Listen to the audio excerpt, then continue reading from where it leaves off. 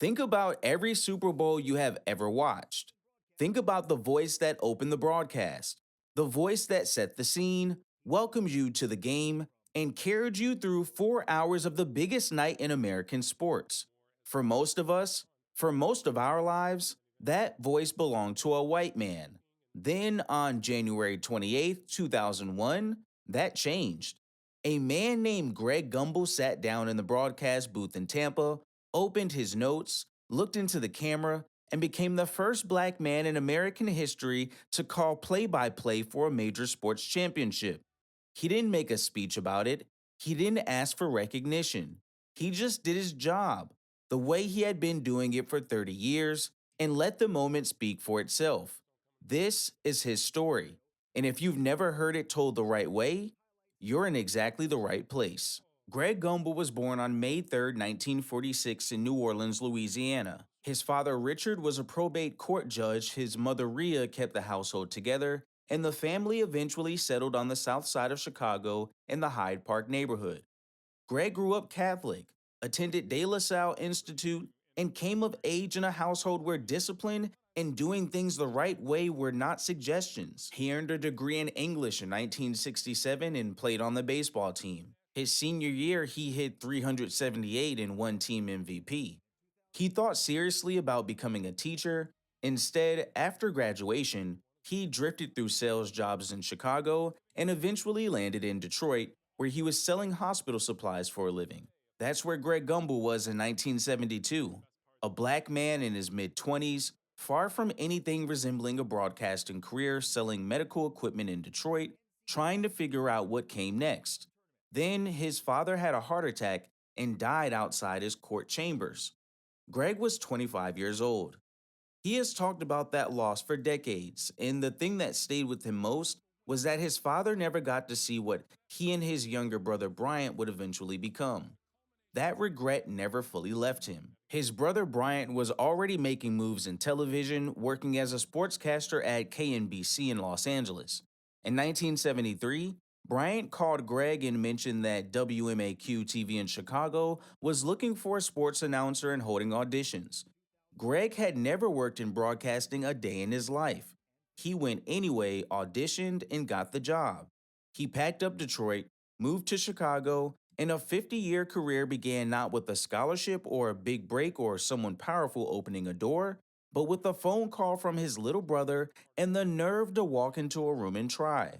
The man he replaced at WMAQ went on to become the president of ABC Sports. Greg Gumbel went on to become something no one in American sports broadcasting had ever seen before. Those first 7 years at WMAQ in Chicago were the years that built the whole thing. Greg won two local Emmy Awards there. He developed his voice, his rhythm, his ability to make a viewer feel like the person talking to them actually knew what they were talking about and genuinely cared. That sounds simple, but it is one of the hardest things to do in front of a camera, and most people who try it never get there. From Chicago, he moved to New York, where he worked for the Madison Square Garden Network, hosting Knicks basketball and Yankees baseball. He won another local Emmy. He backed up Marv Albert on Knicks broadcasts. He became the host of the very first radio morning show on WFAN before station management brought in Don Imus once WFAN absorbed the old WNBC frequency and replaced him without much ceremony. He kept going. In 1981, he joined ESPN. And here is something worth understanding about that moment. ESPN in 1981 was not the monster it became. It was a young cable network that a lot of people in the industry were not sure was going to survive.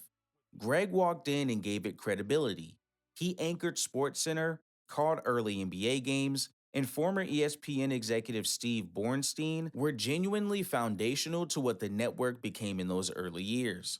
There's a story from those ESPN days that I think about every time I talk about who Greg Gumbel was as a person. He and a black colleague were on the broadcast schedule together to anchor SportsCenter, and they both understood that it was the first time in the network's history that two black men would anchor the show together. Before they went on the air, Greg looked at his colleague and said four words: "Let's make this history." That was it. No big moment, No extended conversation. Just 4 words, and then they went out and did their jobs. That was always Greg Gumbel. He understood exactly what he was doing and exactly what it meant, and he let the work carry the weight. Greg joined CBS Sports in 1989, and by 1990, he was the host of the NFL Today, one of the most visible studio jobs in all of American sports television. He anchored alongside Terry Bradshaw, Dan Marino, Shannon Sharp, and Boomer Esiason, a desk full of enormous personalities and former champions, and he ran the whole thing with the steady hand of a man who had been preparing for exactly this moment for the better part of 2 decades. Terry Bradshaw has talked about this in interviews, and I want you to hear what he actually said because it tells you everything. He said Greg taught him how to do the studio, that when Bradshaw was being loud and going places he probably should have not gone on live national television, it was Greg who would quietly steer him back, who would tell him, "This is good, but you might not want to go there." Bradshaw called him the rudder. He said everyone on that set leaned on him. Think about what that means. One of the most beloved and celebrated figures in football broadcasting history is saying that a man most casual sports fans today could not name is the reason his studio career worked. Greg also anchored CBS's coverage of the 1992 Winter Olympics in Albertville, France, and then served as the primetime anchor for the 1994 Games in Norway. The 1994 Olympics were completely consumed by the Tanya Harding and Nancy Kerrigan situation, a media circus that could have dragged a lesser broadcaster into the mud with it. Greg handled it with such restraint and class that Washington Post sports columnist Leonard Sharpio wrote that it was the moment Greg finally stepped fully out of Bryant's shadow and established himself as his own broadcaster on his own terms. CBS lost the NFL contract after 1993, and Greg followed it to NBC, where he hosted the NFL on NBC, called baseball playoffs, and the 1996 Atlanta Summer Olympics, and kept stacking credentials year after year. He wasn't chasing headlines, he was building something. In January 1998, Greg Gumbel came back to CBS Sports. The network had just won back the NFL broadcasting rights after a 4 year absence, and the first person CBS Sports chairman Sean McManus called was Greg. There was no deliberation about it.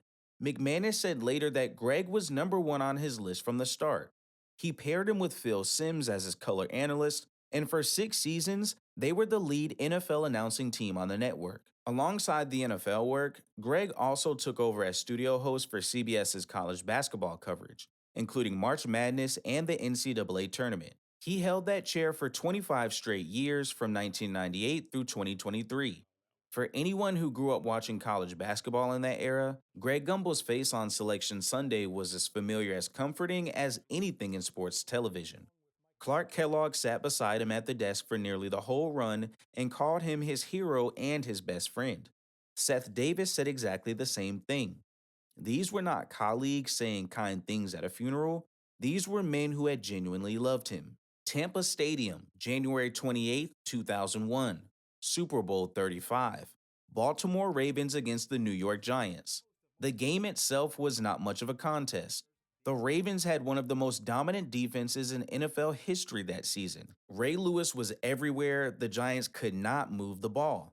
Baltimore won 34-7, and by the third quarter, most people watching at home already knew how it was going to end. The score is not what the game is remembered for. What this game is remembered for is the voice in the booth. When Greg Gumbel opened that telecast, he became the first black man in the history of the United States to call play by play for a major sports championship. Not just football, any major sport. The World Series, the NBA Finals, the Stanley Cup, the Super Bowl. None of them had ever had a black play by play announcer call the whole game until that night. 131 million people were watching. His opening words were not about himself, they were about the game. The time for Super Bowl 35 has come. The Super Bowl provides a stage upon which legends have, at times, been born, at other times confirmed, and tonight, I'm Greg Gumbel along with Phil Simms. That was it. No acknowledgement of the moment, no pause for the camera, just the job. The Super Bowl had existed for 35 years before that night. 35 years of the biggest game in American sports, and not once in all that time Had a black broadcaster been trusted to call the whole thing from start to finish? Think about that. Really sit with that number. And then think about the kind of man it takes to walk into that booth after 35 years of absence and treat it like any other Sunday. Greg kept going long after Super Bowl 35. He called Super Bowl 38 in 2004. He hosted Super Bowl 47 in 2013 and Super Bowl 50 in 2016.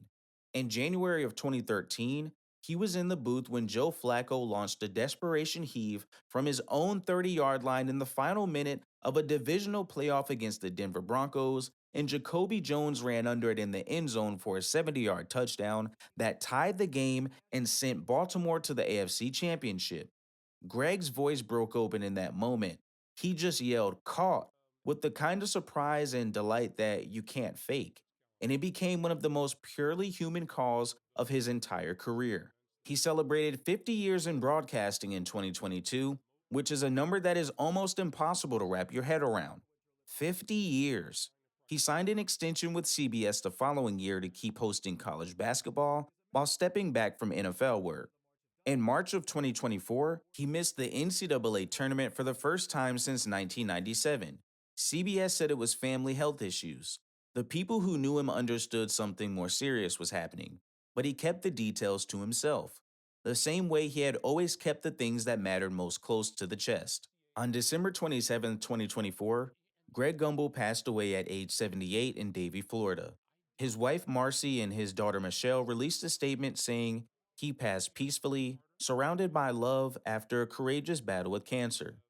They wrote that he faced his illness the way everyone who had ever watched him work would have expected, with grace and positivity. Magic Johnson called him an African American pioneer. Jim Nance called him broadcasting royalty. He was the hospital supply salesman from Detroit who became the voice of the Super Bowl. The quiet man from Chicago's South Side who walked into a booth in Tampa on a January night in 2001 and changed what sports in America sounded like. 52 years, 5 Super Bowls, 25 years of March Madness, and one barrier that had stood for 35 years and had absolutely no business standing that long. Greg Gumbel never marched for a seat at the table, he never demanded it, never made noise about it, never asked anyone to acknowledge what he was doing or what it cost to keep him doing it in an industry that was not always ready to receive him. He just kept showing up, kept doing the work, kept being undeniably excellent until one day the most important chair in sports broadcasting had his name on it. And when he finally sat down, he made it look like he had always belonged there. Because he had. That is the kind of story this channel exists to tell. Not just touchdowns and championships, but the people who shaped what sports in America looked like, and sounded like, and meant to be the people watching at home. If this story moved you today, please take a second to like the video and drop a comment telling me what Greg Gumbel meant to you. And if you're not subscribed to Old School Sundays yet, now is the time. These stories come almost every day, and you do not want to miss a single one. Thanks for watching, and I'll see you next time.